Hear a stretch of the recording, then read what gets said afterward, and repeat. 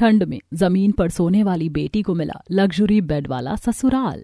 देखिए बहन, हमें रिश्ता मंजूर है और हमें दहेज में भी कुछ नहीं चाहिए। बस आप अपनी बेटी को डबल डोर का फ्रिज, अलमारी, 4 तोला सोना दे देना ताकि कोई मेरी बहू का मजाक न बना सके। बहन जी, हम बहुत गरीब हैं, ये सब हम कैसे दे पाएंगे? अब भैया इतना तो करना ही पड़ेगा, आपके लड़के की गवर्नमेंट जॉब है। और हाँ भाई साहब, 300 बाराती आएंगे तो स्वागत अच्छा होना चाहिए। शोभा की बातें सुनकर अब सुमन अपना गुस्सा बर्दाश्त नहीं कर पाती और उनसे कहती है, हम बहुत गरीब हैं, हमारे घर में सोने के लिए बिस्तर नहीं है और आप दहेज ना मांग कर भी इतनी सारी चीजें मांग रहे हैं। मुझे शादी नहीं करनी, इसीलिए आप लोग चुपचाप मेरे घर से निकल जाओ। हाँ सुमित्रा बहन, तुम तो कह रही थी कि तुम हमारे लिए बड़ी संस्कारी लड़की देख रही हो, पर इस लड़की की जुबान तो देखो जरा। अरे बहन तुम शांत हो जाओ, मैं बात करती हूँ ना। भैया अपनी बेटी का मुंह बंद करवाओ। मेरा मुंह बंद नहीं होगा, नहीं करनी मुझे शादी, निकल जाओ आप लोग। लड़की की जरा जुबान तो देखो, कैसे कैंची की तरह चल रही है। मुझे अपने लिए एक संस्कारी शांत स्वभाव की लड़की चाहिए, न कि ऐसी। माँ मुझे भी ये शादी नहीं करनी, चलो यहाँ से।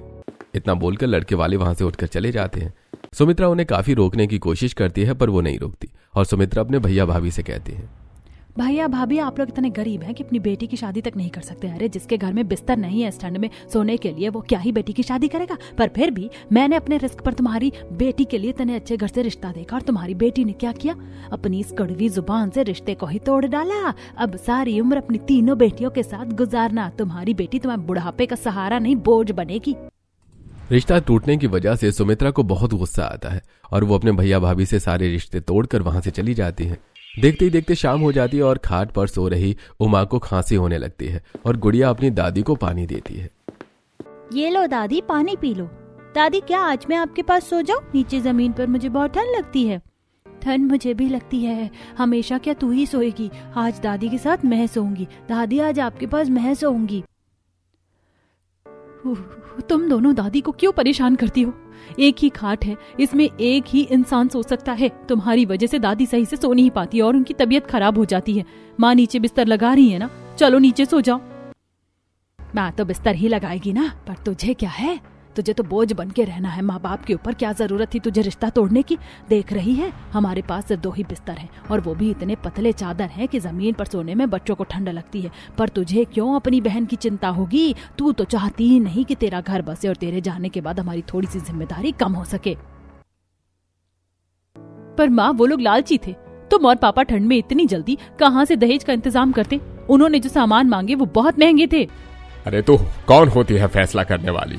हम तेरी शादी कर रहे थे, ये हमारी जिम्मेदारी थी कि हम पैसों का इंतजाम कहां से करते। अगर उन्होंने दहेज मांग लिया होता तो क्या करते हम? और सामान कोई इतनी भी बड़ी बात नहीं है, हर माँ बाप अपने बच्चों को सामान देते हैं। मैं भी तुझे वो सारा सामान देता जो तेरे ससुराल वालों ने डिमांड करी थी, चाहे उसके लिए मुझे घर ही क्यों ना बेचना पड़ता। जिस माँ बाप के लिए सुमन ने रिश्ता तोड़ा था वही माँ बाप सुमन को भला बुरा सुनाते हैं, जो सुमन से बर्दाश्त नहीं होता और सुमन अपना बिस्तर अलग से लगाकर परी के साथ सो जाती है।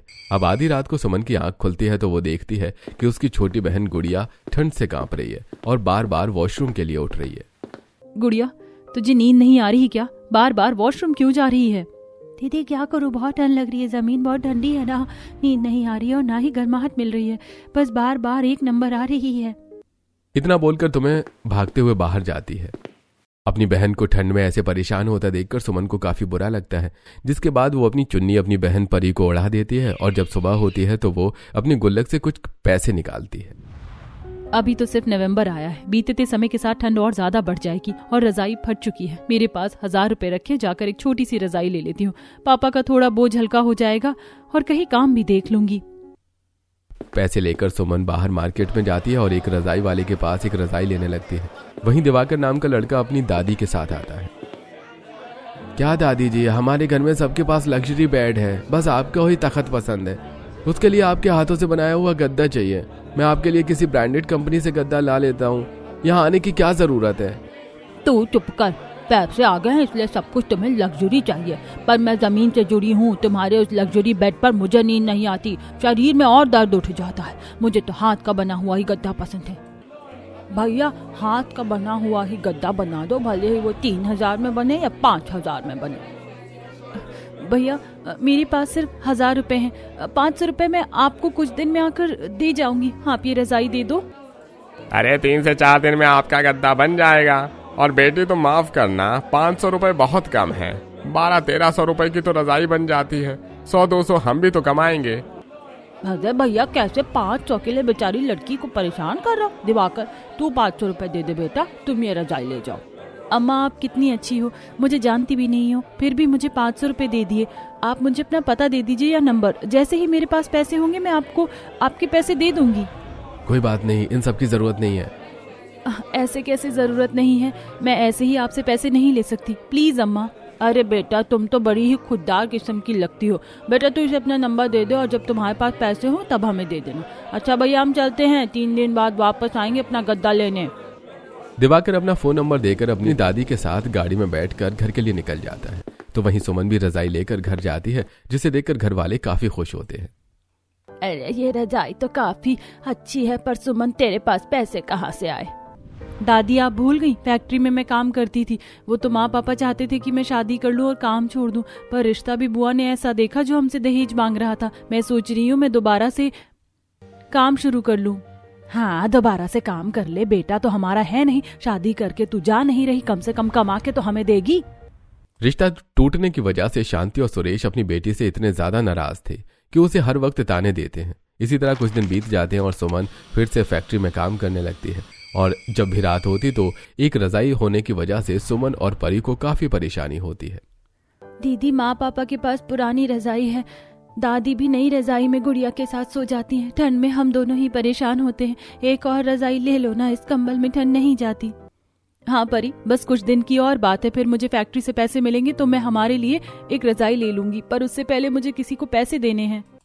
समय गुजरता है और बहुत जल्द सुमन को फैक्ट्री में पैसे मिलते हैं और वो सबसे पहले दिवाकर को फोन करती है और बाहर उससे मिलकर उसे उसके 500 रुपए दे देती है, जिसे देखकर दिवाकर को काफी अच्छा लगता है और वो घर जाकर सारी बात अपनी दादी को बताता है। कितनी ईमानदार है लड़की, मैंने कभी सोचा नहीं था कि इतनी ईमानदार लड़की भी अभी के जमाने में होगी। मुझे तो ऐसी ही बहू चाहिए थी। दादी, आपको ऐसी बहू चाहिए थी, मुझे तो ऐसी बीवी चाहिए। जो शादी के नाम से भागता था वो बीवी की बात कर रहा है। लगता है उसकी ईमानदारी सिर्फ मुझे ही नहीं, मेरे पोते को भी पसंद आ गई है। अब तो तेरी शादी की बात करनी ही पड़ेगी। सुमन के अच्छा बर्ताव, ईमानदारी न सिर्फ अर्चना को पसंद आती है बल्कि दिवाकर भी उसे पसंद करने लगता है। और इस बारे में जब अर्चना अपने घर वालों से बात करती है तो सभी इस रिश्ते के लिए हाँ कर देते हैं। माँ जी, जब आपको और मेरे बेटे को लड़की पसंद है तो हमें क्या एतराज हो सकता है, और क्या फर्क पड़ता है लड़की अमीर घर से है या गरीब घर से। हमें बहू लानी है, ना कि बेटी देनी है। फाइनली अब दिवाकर भैया की भी शादी होगी। आपको पता है ना, मेरे सभी दोस्त हर वक्त मुझसे यही पूछते थे कि तेरे भाई की शादी कब होगी। अब तो मेरी नई भाभी आने वाली है, मैं तो बहुत खुश हूँ। जल्दी से रिश्ता लेकर चलते हैं। सुमन दिवाकर और उसके घर वालों को इतनी पसंद आती है कि वो लोग सुमन का पता लगवा कर सीधा रिश्ता लेकर उनके घर जाते हैं, जिसे देखकर उसके गरीब माँ बाप काफी हैरान होते हैं। मुझे यकीन नहीं हो रहा आप लोग हम गरीबों के घर आए मेरी बेटी का रिश्ता लेकर। हाँ बहन जी, क्यों नहीं, आपकी बेटी है ही इतनी अच्छी। अरे इसे तो कोई भी अपने घर की बहू बना लेगा। और आप शादी की फिक्र मत कीजिए, सारा खर्चा हमारी तरफ से होगा। इतने अच्छे घर का रिश्ता देखकर सुरेश और शांति की सारी नाराजगी खत्म हो जाती है और वो अपनी बेटी का रिश्ता तय कर देते हैं। समय बीतता है और बहुत जल्द सुमन की शादी दिवाकर से हो जाती है। और जब वो शादी करके अपने ससुराल जाती है तो अपना आलीशान घर देखकर काफी हैरान होती है। मैं तो पहली बार ऐसा घर देख रही हूँ, मैं इस घर में कैसे रह पाऊंगी। भाभी, आपका हमारे घर में स्वागत है। काश की आरती भाभी भी होती। आपको पता है आपकी एक जेठानी भी है, पर वो अभी देश से बाहर है। भैया भाभी का खुद का बिजनेस है, वो बाहर जाते हैं, पर वो आपको जानती हैं। कुछ दिनों में जब वो आएंगी तब देखना इस घर में रौनक आ जाएगी। अपनी बड़ी भाभी के बारे में बाद में बता देना अपनी भाभी को। अब तुम्हारी भाभी इसी घर में रहेगी। ठंड बहुत ज्यादा हो गई है तो बेटा तुम भी आराम कर लो। कुछ देर सुमन अपने पति के साथ कमरे में जाती है और जब वो कमरे में जाती है तो अपना लग्जरी बेड देखकर हैरान हो जाती है। तो वहीं दिवाकर बेड पर लगे एक बटन को दबाता है, जिससे उनका बेड और भी ज्यादा बड़ा हो जाता है। ये जादू कैसे हुआ? आपने बेड को छुआ और ये बड़ा हो गया। मैंने आज से पहले गोल बेड, इतना लग्जरी बेड कभी नहीं देखा। और ये क्या, बेड में तो बहुत सारी मशीन है, और भी चीज रखी है। ये बेड ही है या कुछ और? अरे घबराओ मत, ये बेड ही है। आजकल बहुत लग्जरी बेड निकल गए हैं। हमारे बेड में massager, charger point, back massage, password wallet, dressing table, यहाँ तक कि नेक मसाज भी है। चलो तुम बहुत थक गई होगी ना, इधर लेट जाओ, मैं अभी ये मसाजर ऑन कर देता हूँ, फिर तुम्हारा बैक मसाज अच्छे से हो जाएगा। दिवाकर बेड पर लगा एक और बटन दबाता है और बैक मसाजर ऑटोमेटिक ऑन हो जाता है, जिस पर लेटने के बाद सुमन का बैक मसाज होता है और उसे काफी आराम मिलता है। ये तो सच में बहुत मजेदार है। आपको पता है मैं अपने मायके में जमीन पर सोती थी और हमारा बिस्तर इतना पतला होता था कि कमर में कई बार ठंड लग जाती थी। अब मसाज मिल रहा है तब जाकर राहत मिल रही है। अपना लग्जरी बेड देखकर सुमन को काफी अच्छा लगता है। कुछ देर बाद अपने पति के साथ अपने लग्जरी बेड पर आराम से कंबल ओढ़कर सो जाती है और जब सुबह उसकी आंख खुलती है तो वो देखती है कि उसका पति उठ चुका है और बेड के पासवर्ड वॉलेट से कुछ सामान ले रहा है। अरे आप मुझसे पहले उठ गए और बेड के अंदर से ये क्या कर रहे हैं? हाँ, मेरी आदत है सुबह जल्दी उठने की और तुम सो रही थी तो इसलिए मैंने तुम्हें उठाना जरूरी नहीं समझा। देखो, ये पासवर्ड वॉलेट है, मैं तुम्हें बता देता हूँ इसका इस्तेमाल कैसे होता है। अपनी सीक्रेट चीज तुम इसमें रख सकती हो। इतना बोलकर दिवाकर पासवर्ड वॉलेट के बारे में सुमन को बताता है और उसका इस्तेमाल करना भी सिखा देता है। कुछ देर में दिवाकर तैयार होकर नीचे आ जाता है तो सुमन भी अपनी पहली रसोई के लिए रसोई में जाकर खाना बनाती है और तभी विनीता उसके पास आकर उससे कहती है, बहू खाने में सैंडविच और कुछ फ्रूट चाट बना लेना, बस तुम्हारी जेठानी भी आती होगी, कल बताया था ना काजल ने तुम्हें। हाँ माँ जी। विनीता के कहने पर सुमन अपनी जेठानी के लिए कुछ ताज़ा फ्रूट काट लेती है और उस पर चाट मसाला डालकर फ्रूट चाट तैयार करती है। और जब सब खाने की टेबल पर होते हैं तभी आरती अपने पति विकास के साथ आती है और सबसे पहले अपनी देवरानी के गले लगती है। तो तुम हो वो लड़की जिसे देवर जी ने पसंद किया। वैसे देवर जी को मैंने इतने रिश्ते दिखाए पर उन्होंने सभी को मना कर दिया। आखिर तुम में ऐसा क्या देखा देवर जी ने, सीधा शादी के लिए कह दिया? अरे मेरे भाई को अगर सुमन पसंद आई है तो कुछ तो खासियत होगी ना। अच्छा, हम लोग तो बहुत थक गए हैं, मैं पहले कमरे में जाकर आराम करूंगा। इतना बोलकर विकास और आरती अपने कमरे में जाते हैं। आरती अपनी लग्जरी बेड की ड्रेसिंग टेबल को खोलकर उसमें से कुछ सामान निकालकर अपना मेकअप रिमूव करने लगती है, साथ ही अपने पति से बात करती है। विकास, तुमने देखा ना लड़की कितनी अजीब थी। मुझे तो लगता ही नहीं कि वो हमारी तरह रिच है।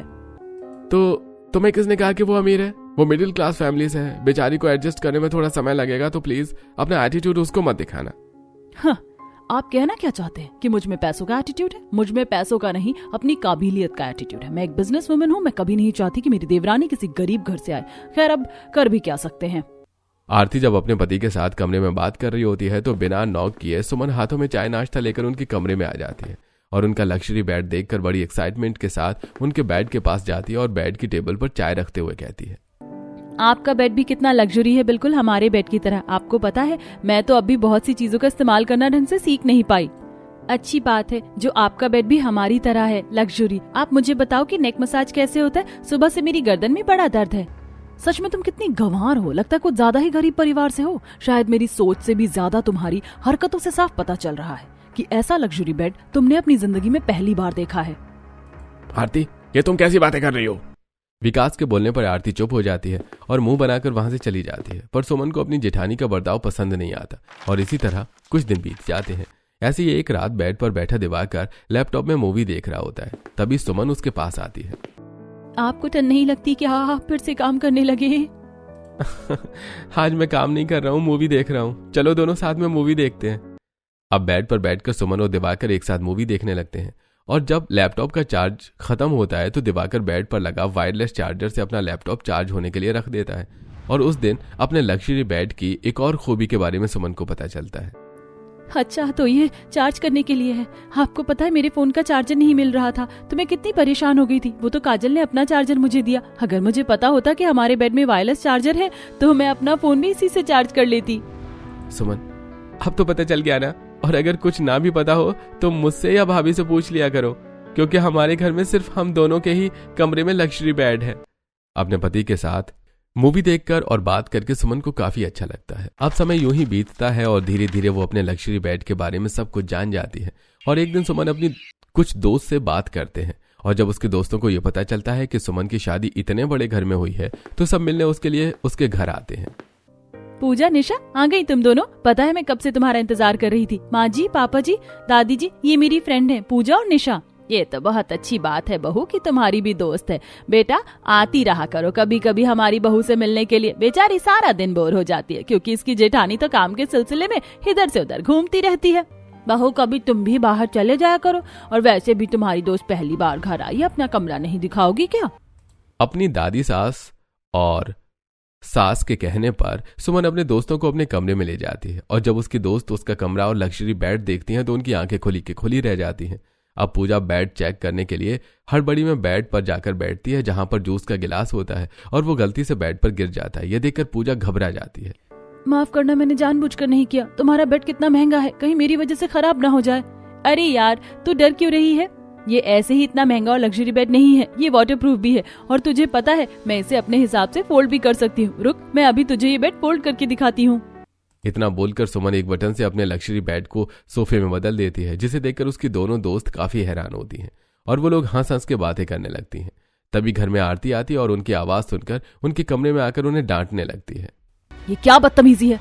मुझे लगा था कि तुम सिर्फ गरीब हो, पर लगता है तुम्हारे दोस्त तुमसे भी ज्यादा गरीब हैं। माना कि आज से पहले तुमने इतना महंगा लग्जरी बेड कभी नहीं देखा, पर ऐसी बदतमीज और गंवार जैसी हरकतें कौन करता है? तुम लोग बड़े हो गए हो, किसी के घर की बहू हो और किसी के घर मेहमान बनकर आए हो, और तुम्हारी हरकतें तो देखो जरा।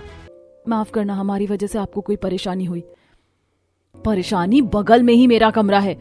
अभी 5 मिनट हुए थे मुझे घर में आए, मैं आराम भी नहीं कर पाई और तुम लोग पागलों की तरह करने लगे। आरती सुमन और उसके दोस्तों को डांट कर अपने कमरे में चली जाती है। उसके बाद निशा सुमन से कहती है, सुमन यार, तू तो बहुत अमीर है, हम इस काबिल नहीं कि तेरे घर भी आ सके। अब कभी मिलना होगा तो हम बाहर मिलेंगे, पर तेरे घर नहीं आएंगे। आरती की बातें निशा और पूजा को इतनी बुरी लगती हैं कि वो लोग उदास होकर वहां से चले जाते हैं और सुमन बेचारी कुछ नहीं कर पाती। इसी तरह कुछ महीने बीत जाते हैं और एक दिन जब आरती अपने पति के साथ ऑफिस के लिए जा रही होती है तो गाड़ी निकलती हुई उसके पड़ोस उसकी गाड़ी की खिड़की के सामने आकर उसकी पड़ोसन उसकी गाड़ी की खिड़की के सामने आकर उसे भड़काते हुए बोलती है, अरे आरती, तुम इतनी अमीर और तुम्हारी देवरानी इतनी गरीब। अगर तुम यहाँ होती तो तुम्हारी ऐसी गरीब देवरानी ना आती। मैंने सुना है कि लड़की काफी गरीब है। आंटी, मुझे पता नहीं था। अगर मुझे पता होता तो मैं इस गरीब लड़की को अपनी देवरानी कभी नहीं बनने देती। इस गरीब की वजह से हमारी रेपुटेशन मिट्टी में मिल गई। और जाने तो बहू, अब तुम कर भी क्या सकती हो। गरीब होते ही ऐसे एक नंबर के लालची। देखना अगली सर्दी आते तक तुम्हारे ससुराल वालों को भी पता चल जाएगा कि गरीब घर की बहू लाकर इन्होंने कितनी बड़ी गलती करी है। शीला, जो कि मोहल्ले में हर किसी की चुगली करती थी, वो आरती के और कान भर देती है, जिस वजह से आरती अब अपनी देवरानी से और भी ज्यादा दूर रहना शुरू कर देती है। समय गुजरता है और गुजरते समय के साथ ठंड भी बढ़ने लगती है और इसी बीच सुमन की दूर की बहन अपने पति और बेटे के साथ उससे मिलने उसके ससुराल आती है। माफ करना, पर आप लोग कौन हैं? माँ, भाभी, भैया, देखो ना कोई आया है। दीदी, जीजाजी, आप और राजू भी आया है। बाहर बहुत ठंड हो रही है, अंदर चलिए ना। आने से पहले बता तो देते। माँ, पापा जी, दादी जी, ये मेरी दूर की दीदी और जीजा जी हैं। अच्छा, तो तुम मेरी बहू की बहन हो, ये तो बहुत अच्छी बात है। अब आई हो तो एक आधी दिन रुक कर ही जाना। बहू, जाओ अपनी बहन और जीजाजी को घर दिखा दो। बहन और जीजाजी के आने पर सुमन काफी खुश होती है और उन्हें घर दिखाने लगती है। दीदी, जीजाजी, ये हमारा फर्स्ट फ्लोर है। इस फ्लोर पर माँ जी और दादी जी का कमरा है। ये देखिए, इनका कमरा। दादी जी को गांव की चीज पसंद है, इसीलिए उनका बेडरूम भी गांव की थीम पर बना है। सुमन, ऐसा मत बोलो। भले ही गांव की थीम पर बना है, पर तेरी दादी में सब कुछ कितने अच्छे से बना रखा है। स्पेशली इनकी तखत और गद्दा कितना अच्छा है। दीदी, आप मेरा बेडरूम देखो। मेरा बेडरूम देखकर तो आपके होश उड़ जाएंगे, इतना लग्जरी बेड है हमारा। सुमन अपनी बहन और जीजाजी को दूसरे फ्लोर पर ले जाती है और जब वो लोग सुमन के कमरे में जाने लगते हैं तो राजू आरती का खुला कमरा देखकर उसके कमरे में घुस जाता है और वो बेड पर कूदने लगता है। साथ ही बेड में लगे काफी सारे बटन को दबाता है, जिससे कि back massager, password, wallet, driver, dressing table, charger सब ऑन हो जाता है। और तभी वहां आरती आती है और राजू को शरारत करता देखकर उसका हाथ पकड़कर उसे बेड के नीचे उतारकर डांटने लगती है। कौन है तू? हमारे मोहल्ले का तो नहीं लगता, क्योंकि हमारे मोहल्ले में तुम जैसे गरीब है ही नहीं। और तेरी हिम्मत कैसे हुई मेरे कमरे में आने की? आरती की आवाज सुनकर पूरा परिवार उसके कमरे में आता है और सब आरती के इस बर्ताव के लिए उसे खरी खोटी सुनाते हैं। आरती बहू, घर आए मेहमानों के साथ कोई ऐसे पेश आता है क्या? वो भी बच्चा है। अच्छा, तो अब समझ में आया। ये गरीब लोग इस गरीब के रिश्तेदार हैं। जब देखो इस घर में कोई ना कोई गरीब आता है। इसकी वजह से पड़ोसी भी मुझे रोककर इसके बारे में पूछते हैं। आप लोगों को आखिर इसमें ऐसा क्या दिखा जो इस गरीब को घर की बहू बना लिया? अगर मुझे पता होता और मैं यहाँ होती तो ये शादी कभी नहीं होने देती। आरती, अमीरी का घमंड तुम्हारे सिर चढ़ चुका है। मैंने कभी सोचा नहीं था कि तुम ऐसी बन जाओगी। आज तुम जिस गरीब से चढ़ रही हो ना, देखना एक दिन यही गरीब तुम्हारे काम आएगी। अपनी बीवी की तरफ से मैं आप लोगों से माफी मांगता हूँ। कोई बात नहीं, हमने यहाँ आकर गलती कर दी, हमें बताकर आना चाहिए था। इतना सब कुछ होने के बाद भी आरती को अपनी गलती का एहसास नहीं होता, तो वहीं सभी घर वाले अपने अपने कमरे में चले जाते हैं और सुमन के रिश्तेदार भी वहां से चले जाते हैं। इसी तरह कुछ दिन बीत जाते हैं और एक रात पूरे परिवार को किसी पार्टी में जाना होता है, पर अर्चना की तबीयत खराब होने की वजह से विनीता और विनोद इस पार्टी के लिए नहीं जा पाए और सुमन अपने जेठ जेठानी और पति के साथ पार्टी के लिए निकलती है। बाहर काफी कोहरा होता है, साथ ही आधे रास्ते में कड़कड़ाती ठंड में उनकी गाड़ी खराब हो जाती है। क्या हुआ दिवाकर, तूने गाड़ी क्यों रोक दी? भैया लगता है गाड़ी में कुछ दिक्कत है और हम घर से काफी दूर आ गए हैं, कोई ड्राइवर यहाँ पर आ भी नहीं पाएगा। अब हम क्या करें, यहाँ तो दूर दूर तक कोई दुकान नजर नहीं आ रही है। बाहर बहुत ज्यादा ठंड है, यहाँ से सिर्फ 10 मिनट की दूरी पर मेरा घर है, मेरे घर ही चल लेते हैं। और कोई रास्ता भी नहीं है, पार्टी में जाना तो अब इम्पॉसिबल हो गया है। चलो तुम्हारे घर ही चलते हैं। सुमन और उसके परिवार के पास और कोई दूसरा रास्ता नहीं बचता, इसलिए सब गाड़ी से उतरते हैं और ठंड में कांपते हुए सुमन के घर जाते हैं, जहां सुमन के माता पिता और उसकी बहनें सुमन और उसके परिवार को देखकर जल्दी से बिस्तर लगाने लग जाते हैं। अरे सुमन, तू अपने ससुराल वालों के साथ आने से पहले बता तो देती। जानती है ना हमारे घर में बिस्तर की कितनी कमी है। जा कुड़िया, बगल वाली आंटी से एक बिछोना मांग कर ले आ। बहू, सुमन की जेठानी को खाट पर बिठा दो, उन्हें आदत नहीं होगी जमीन पर बैठने की। उमा खाट से उतरने की कोशिश करती है, पर बूढ़ी बीमार ज्यादा होने की वजह से उतर नहीं पाती और सुमन अपनी दादी की मदद करने लगती है। तभी गुड़िया 2 बिछौने लेकर आती है, जिसे परी जमीन पर बिछाती है। जिया जी, आप लोग जमीन पर बैठ जाओ, बिस्तर मोटा करके बिछाए, आपको बिल्कुल भी ठंड नहीं लगेगी। अम्मा आप रहने दीजिए, आप बेड पर बैठिए, मैं जमीन पर बैठ जाऊंगी। माफ करना बेटी, हम इतने अमीर नहीं कि तुम्हें सोफे या बेड पर बिठा सके। हम गरीबों के पास सिर्फ एक ही खाट है, वो भी अम्मा के लिए। वो चल फिर नहीं सकती ना, तो घाट पर रहती हैं। हम लोग तो नीचे अपना जुगाड़ कर लेते हैं, पर कभी कोई मेहमान आता है तो पड़ोसी से मदद मांग लेते हैं। हमारे पड़ोसी बहुत अच्छे हैं। सुमन के घर वालों की गरीबी देखकर आरती की आंखें नम हो जाती हैं और वो सबसे बोलती है। मैं कितनी बुरी हूँ, जब सुमन के दोस्त और रिश्तेदार आए तो मैंने उनकी इंसल्ट करी कि वो लोग उदास होकर मेरे घर से गए, और आज जब रास्ते में इस ठंड में हम लोग फंसे तो आप लोग भी चाहते तो अपनी बेटी और दामाद को घर में पनाह दे सकते थे और मुझे घर से निकाल सकते थे, पर अम्मा जी वो इतनी बूढ़ी हैं और बीमार रहती हैं, वो मुझे खाट पर बिठाने के लिए जमीन पर उतरने लगी। सुमन, तुम्हारी दोनों छोटी बहन तुरंत पड़ोसी से बिस्तर लेकर आ गए ताकि जब मैं जमीन पर बैठूं तो मुझे ठंड ना लगे। आप लोगों ने मेरी कितनी परवाह की, बिस्तर ना होते हुए भी मेरा ख्याल रखा, और मैंने क्या किया, बस ये जानकर कि तुम बहुत ज्यादा गरीब हो, तुमसे मैं चिढ़ने लगी। नहीं दीदी, ऐसा मत बोलो, आप बहुत अच्छी हैं। बस आपने कभी उम्मीद नहीं करी थी कि आपकी देवरानी इतनी गरीब घर से होगी, और गरीब लोग तो ऐसे ही होते हैं जिन्होंने आज तक ढंग का बेड ना देखा हो और वो लग्जरी बेड घर में देखते हैं तो ऐसे ही खुश हो जाते हैं। और हमारी भी तो कुछ ऐसी ही हरकत थी ना जिसकी उम्मीद आपने नहीं की थी। आरती, मैंने कहा था ना तुमसे एक दिन, तुम्हें अपने किए पर पछतावा होगा। अच्छी बात यह है कि आज सुमन के गरीब परिवार, उनके हालात को देखकर तुम्हें उनसे नफरत नहीं बल्कि अपनी गलती का एहसास हुआ है। कैसे नहीं होगा, मैंने सुमन और उसके रिश्तेदार जान पहचान वालों के साथ इतना बुरा किया, पर फिर भी सुमन के घर वालों ने सबसे पहले मेरी फिक्र करी, मेरे बारे में सोचा। पर मैं अब अपनी गलती को सुधारूंगी। आपके घर में भी इस सर्दियों में बेड होगा, बिस्तर होगा, ऐसे मांग कर या जमीन पर सोने की जरूरत नहीं है आप लोगों को। बस एक रात गरीब घर में बिताने के बाद आरती को एहसास होता है कि गरीब लोग सर्दी में कैसे अपने दिन काटते हैं, और जब कोई गरीब परिवार कुछ नई महंगी चीज देखता है तो उनकी खुशी कितनी दोगुनी हो जाती है। और इसीलिए आरती सुमन के गरीब परिवार की खुशियों को दुगना करने के लिए 2 दिन के अंदर उनके घर में काफी महंगे लग्जरी बेड बिस्तर मंगवा देती है, जिसे देखकर शांति और उसका पूरा परिवार काफी खुश होता है और अब वो लोग आराम से लग्जरी बेड को एंजॉय करते हैं।